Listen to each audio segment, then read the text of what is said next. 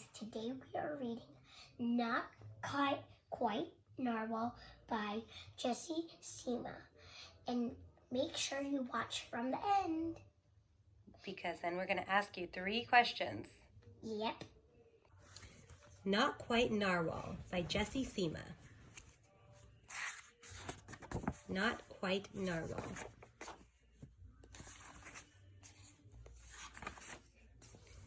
Kelp was born deep in the ocean. He knew early on that he was different from the other narwhals. His tusk wasn't as long as everyone else's. He had different tastes in food. And he wasn't a very good swimmer.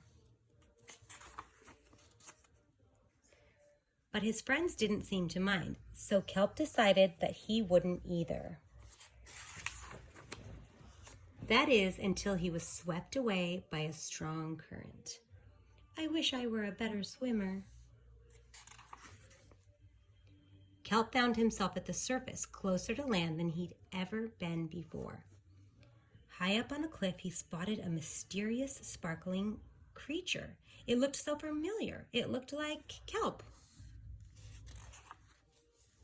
Kelp swam toward land as fast as he could, which wasn't very fast at all, hoping that he could catch up with the creature that looked just like him. When he finally reached the shore, Kelp felt a little bit anxious. He had never left the ocean. He was nervous about walking for the first time, but the land creatures made it look so easy. It wasn't. Ow. Eventually, he got the hang of it. Everything on land was strange and beautiful, but also kind of scary. Kelp began to think he might never find the creature that looked just like him. But as he stumbled out of the forest, land narwhals actually were unicorns, and by the looks of it, so are you. Kelp had never heard of unicorns before. They taught him all sorts of new things about his tusk. We call them horns. Wow. They introduced him to unicorn delicacies. And they showed him how to gallop. There was no doubt that Kelp was, in fact, a unicorn. He was having so much fun, he didn't want to leave. But then he remembered all of his friends under the sea. Kelp missed them terribly, so he said goodbye to the unicorns and returned to the ocean. They said, "Come back soon." Kelp swam toward home as fast as he could, which wasn't very fast at all, hoping that the narwhals would still like him now that he was a unicorn. When he finally arrived, Kelp had butterflies in his stomach. "Welcome home, Kelp."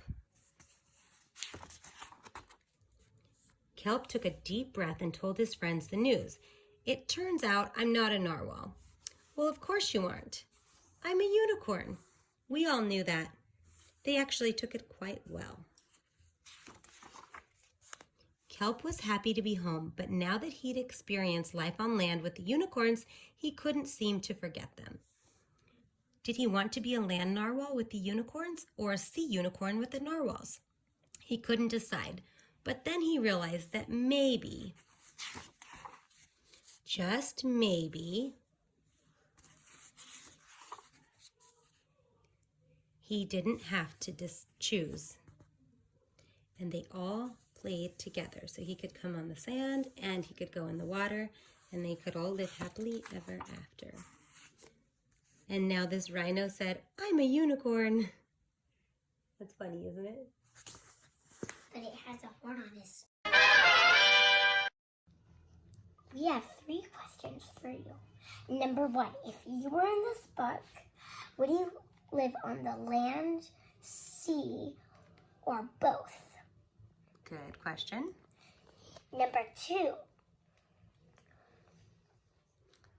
Question 2, what do you guys think happens to the rhinoceros at the end when he says, "I'm a unicorn"? Question number 3. What was your favorite character? Okay. All right, everybody comment below what the answers are to those 3 questions. And make sure you put a thumbs up